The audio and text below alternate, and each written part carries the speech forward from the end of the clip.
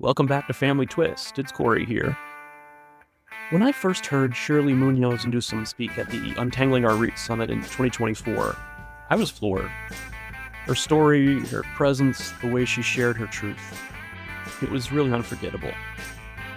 The moment her panel was over, I went straight up to introduce myself and said, "Please, you have to come on Family Twist to share your story." Shirley's book, The Little Dark One, a true story of switched at birth. It's courageous and really a story about resilience and healing. Now, here's a little behind-the-scenes truth.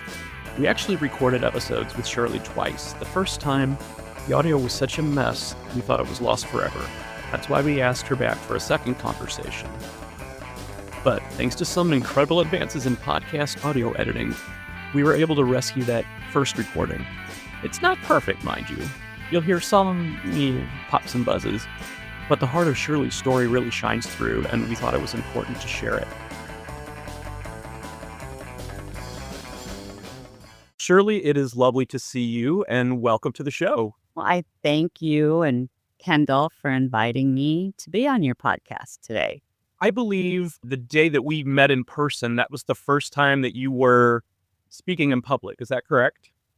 I was on Don Anderson's podcast, but yes, I had never, ever told my story in the 23 years since I found out with that many people. Well, you did a fantastic job. I'm sure it was nerve-wracking, but I mean, you were among friends, Yes. So, but yeah, I thought you did a really, really nice thing. It was that the summit was so amazing to be in a place where everybody understood. I didn't have to stop and explain myself. I live in Wyoming and there's no groups. There's nothing here. And 23 years ago when I found out, the internet was in its infancy. I did all my research through microfiche at the library. That takes me back. So your book is getting some really positive reviews and feedback. How does it feel to have your story out there in the world now? Wonderful. And I just won as a finalist for the National Indie Excellent Award. Very, very nice. So that was exciting. Have you heard from the different sides of your family since the book has come out about the book? Well, so my raising parents have passed away, and being older raising sisters has passed away. And my birth father had passed away in 1995, so I never met him. Oh. And my birth mother passed away in 2016. One sister said to me, I had called her because I always felt like she was sitting on the fence. Like she wanted to be in the Morgan family, but then I was like a side thought. When I was writing my book, I noticed that she had not been on 48 Hours. And she was not on the Today Show. And she had not commented on that nasty National Enquirer article. And on the Rosie magazine, she said something really nice. And so I called her and I said, I'm so sorry because I have distanced myself from you. And then I explained, I just felt like you would call me and say, I'm going to be in Gillette and I have an hour for lunch. So I was apologizing and crying. And she said she had a repairman come into her house to fix her washer and she would call me back. So she called me back and she was kind of a little different, her tone of her voice. And, I kept saying I was sorry. And then she said to me, well, is your book going to hurt us? Because we had just healed. And I was devastated, and I went out and talked to my husband, and I said, I can't write this book. And I told him what she said. He goes, Cheryl, they weren't there for you, and you were hurting. And most of them caused you the pain. and suffering, because I didn't want to be in the media. I didn't want my life. I splashed all over. I felt so embarrassed and ashamed of myself that I couldn't. And they just kept telling everybody my phone number. And, finally my attorney took the calls. But it was hard. I didn't want anybody to know. And I live in a small town. And so I thought, I'll just put my sunglasses on and no one will know who I am. And I just always, from childhood, from when I was little, I learned that you're not supposed to talk about your feelings. And you're supposed to smile and say, "Hi, how are you?" And so that's what I did the whole time. No one knew. Even like when my friends read the book, she was like, "Why didn't you tell me all this was going on?" And I said, "I couldn't." So I just suppressed everything because that's what I learned how to do as a child. Push it down. Don't talk about it. Finally, the damn framing broke. I was able to go back and be like, "I like that," because my feelings weren't valid. And I didn't know what they were. I really truly thought I didn't feel. So I feel like we sort of buried the lead a little bit here with the audience, but that's okay. For those of you who aren't familiar with Shirley's story, she was separated at birth, which is like, I think we only really hear about it like in the movies and things like that. Like we've never really, it happened, in real life. So can you talk a little bit about the National Enquirer article and what happened there? I was raising my grandson, who I later adopted, and I was giving him a bath upstairs. And Scott, who was my boyfriend then and is now my husband, the phone rang and I said, "Can you finish giving Austin his bath and I'll run downstairs and answer the phone?" And I answered the phone and they're like, "This is the National Enquirer." And I'm like, "Oh yeah, Billy, right." And I thought it was it was like spam or whatever. Yeah, So I Frank. back upstairs and told Scott, I said, "You would not believe it. Someone just called. He said they were the National Enquirer." Whatever. So then Austin got sick and we were in the hospital. And I was in his room with him and we were sound asleep. And Scott came in with this huge stack like this of papers. And I thought, "What is that?" Because I'm kind of groggy. I wake up and he goes, "Troy, I'm so sorry." He said, "I tried to buy as many as I could, but they're everywhere." And I'm like, "What?" And he opened it up. And there's a picture of me, and I was probably a sophomore in high school. Worst picture I've ever taken in my life. And in that photo, I look at it now and I think that really, the rounded shoulders, it was, even though it was a horrible picture, it represented how I felt inside. But to open the National Enquirer and have your picture in there, and then later I found out they sold it for $600. That was devastating. Well, who benefited from that? Oldest sister, my raising sister, and Debbie, the one who was switched. Wow. And I didn't realize that I could have said, you cannot put my picture in a paper without asking me." But when you're so emotional and find out you're switched at birth and your life is flipped upside down and you don't even know who you are, you don't know any of this. Did your raising parents ever know that you were switched? The father that raised me, when I went to talk to him to tell him I got the DNA test back, he just looked at me and he said, "I knew the first time I looked in that cradle and saw a baby with a head of black hair, brown eyes, olive skin, you were not my baby." Wow. But I mean, hopefully, he loved you and treated you right. So No, because I found out that the family that I was raised in was very emotionally unavailable. I was never hugged. I was never told I love you. The whole family dynamics changed when I was brought home because he thought she had an affair. And I'm Cool. the product of this affair. And everything changed. And I have found out after writing my book and doing authors talks that people in town talked about it all the time. And I kind of talk about that in my book. But a lady came up to me. They always wait until the end and come up and they're the last one. And she said, I want you to know something. She said, my husband worked with your father, my raising father, Jim. And he came home from work one day and said, you'll never believe what Jenny said to me. She said, what? And he said, I have no idea who Shola's father is. Hmm.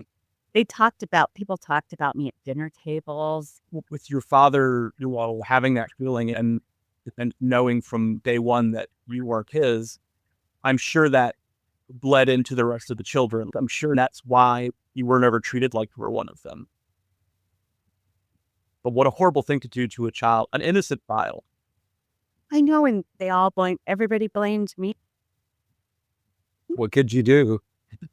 And in the end, when Debbie, the one that I was switched with, passed away,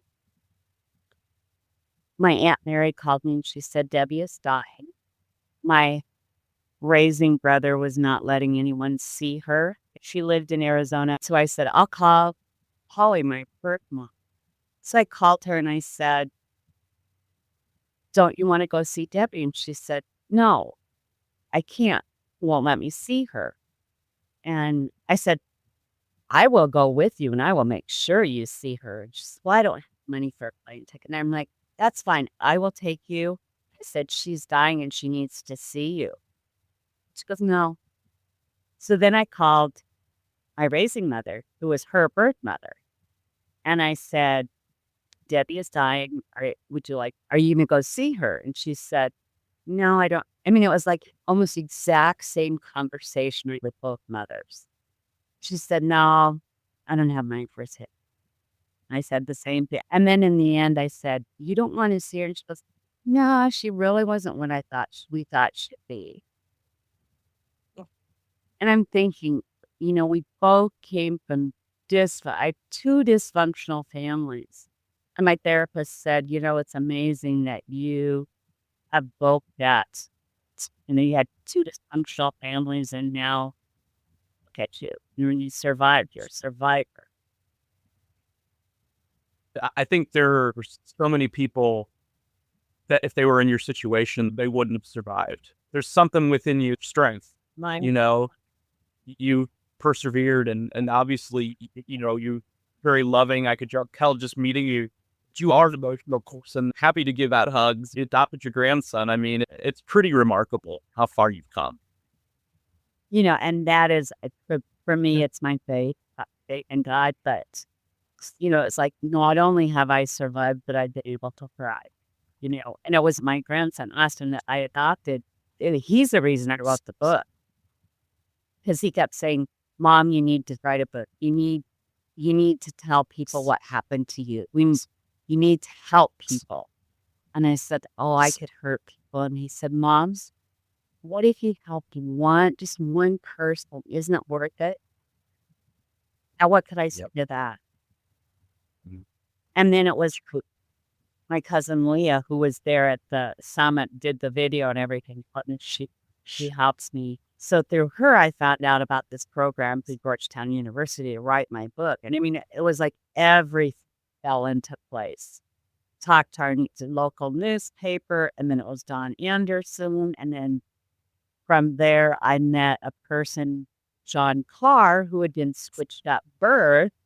And I was so excited because I thought, I have never spoke to anyone like this. I'm really excited. And we had video calls and talks, and I went to see him in September. It was so amazing to sit in the same room with someone he had a life. I mean, it was so crazy. Our lives were almost paralleled.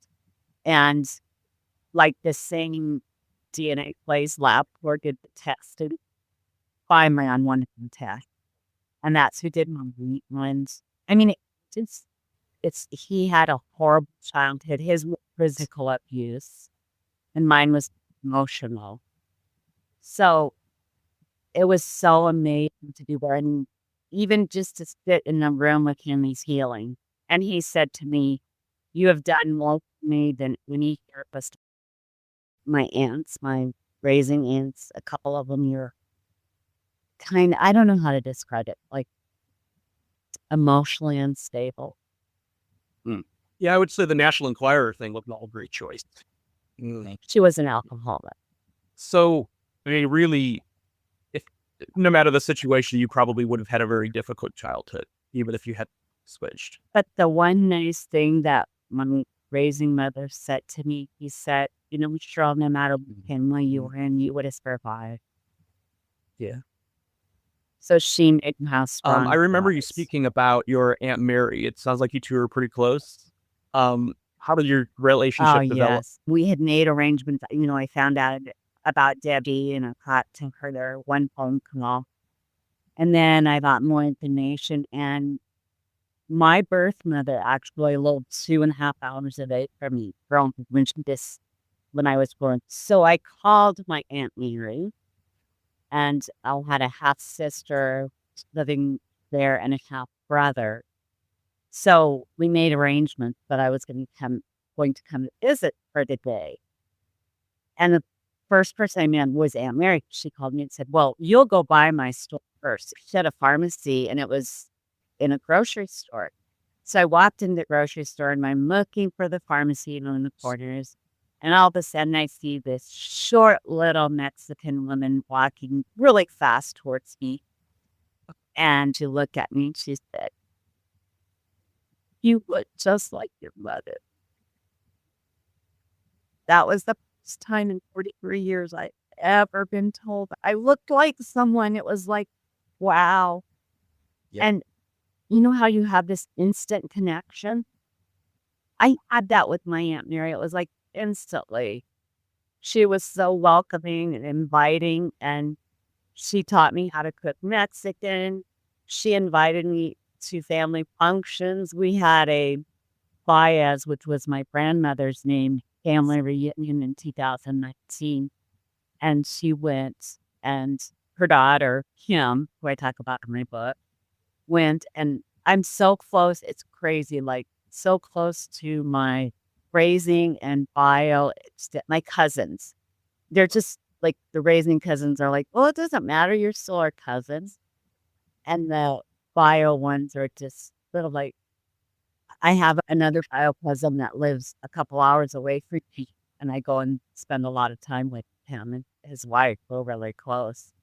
And he's like, "Oh, you just were one of us right away." Amazing. I think cousins don't get enough appreciation in general, but yeah, I mean, we're super close. With one of my cousins, he just visited us 2 weekends ago from Switzerland, and it was just great. I mean, it was just we hadn't seen him in 2 years, and it was it was short, but it was great. The last time I visited St. Louis, which is where I'm from, one of my other cousins organized a cousin game day. Now that we're all adults, so we need to make sure we do this more often. And then cousins don't feel like they're hurting anyone or I mean, it's nothing. Your cousins are Yep. your first friends. So you think about it when you were little. Who did you play with Right, yep. first? Your cousins. So I am so blessed to have raising and bio cousins. I couldn't even count the cousins I have. Yeah. So they are a blessing. That's good. It sounds like between Aunt Mary and your cousins that was probably a big part of the healing journey. Yes. But the most healing and cathartic for me was writing my book. I wrote probably 100,000 words, and I could only have 40 in my book. But some of those chapters that I wrote, I needed to write those to heal. I know that. I'm like, wow, I wrote so much. It's not even in there, but Yep. it's healing.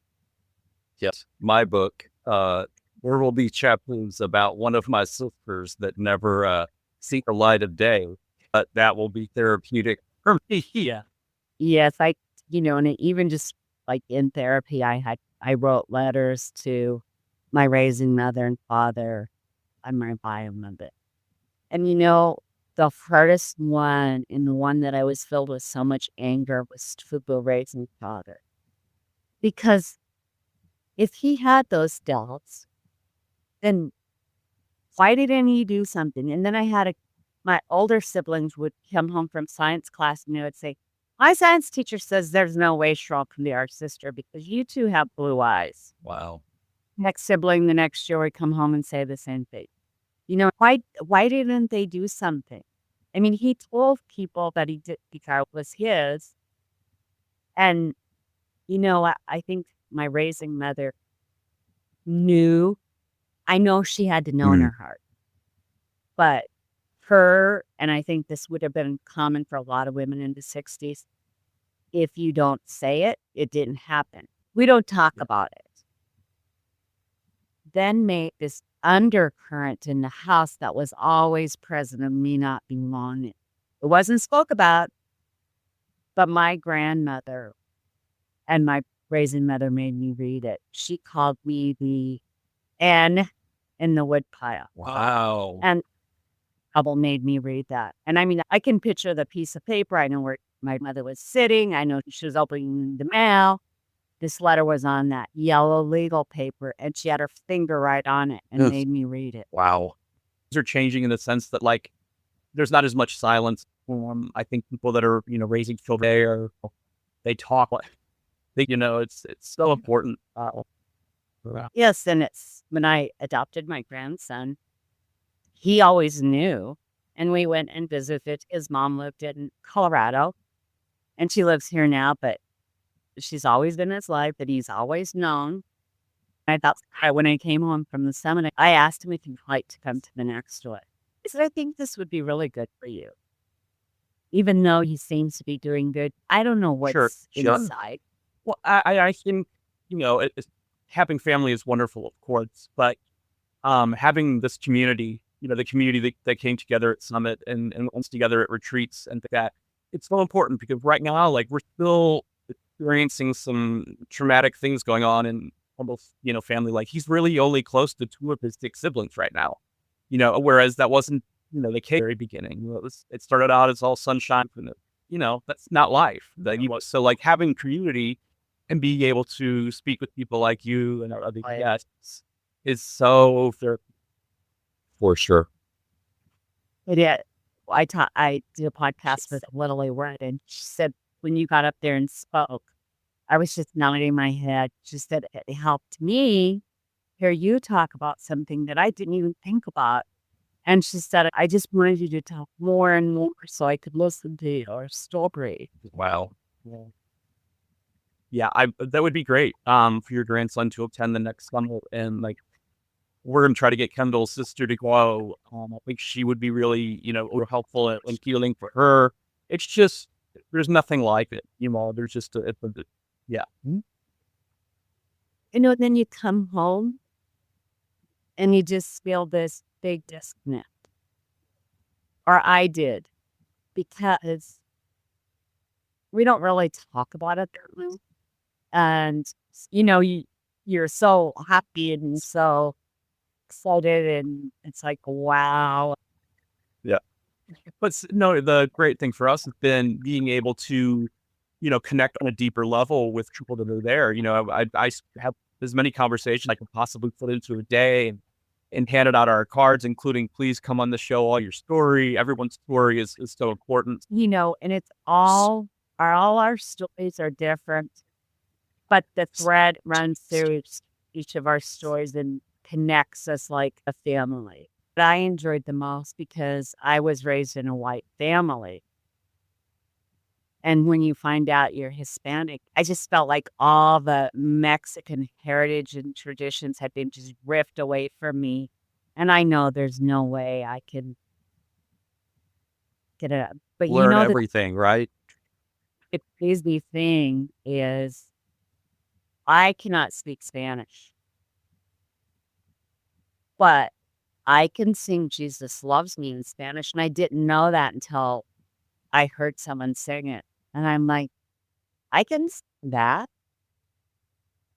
So you don't know like for when you're in your mother's womb, and all these sounds are familiar and the voices, and then all of a sudden you're in this family that isn't yours.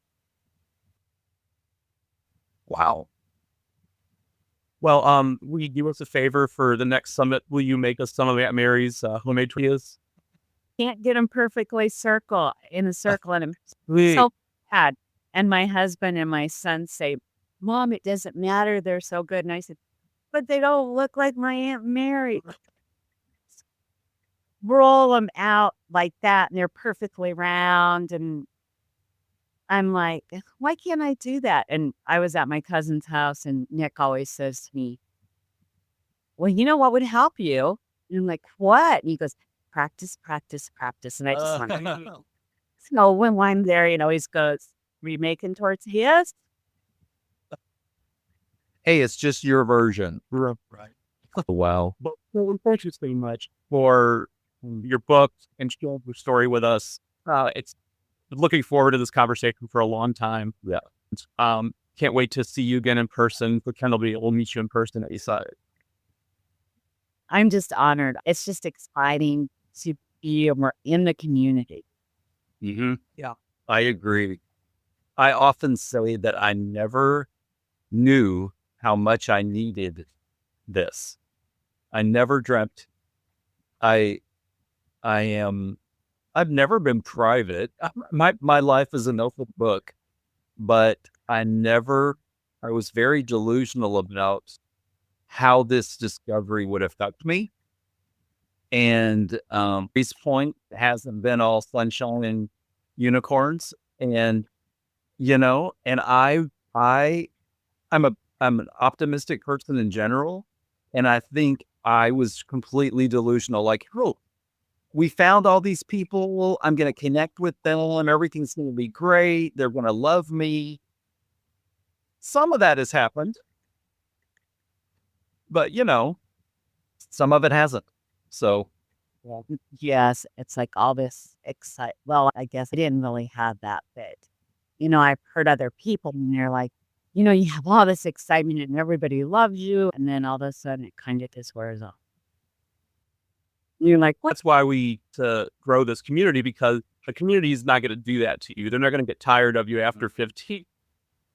The community's getting bigger, so it's just being able to welcome more people in and have them feel safe and able to share their stories. It's just really very, very fortunate. So that we found this.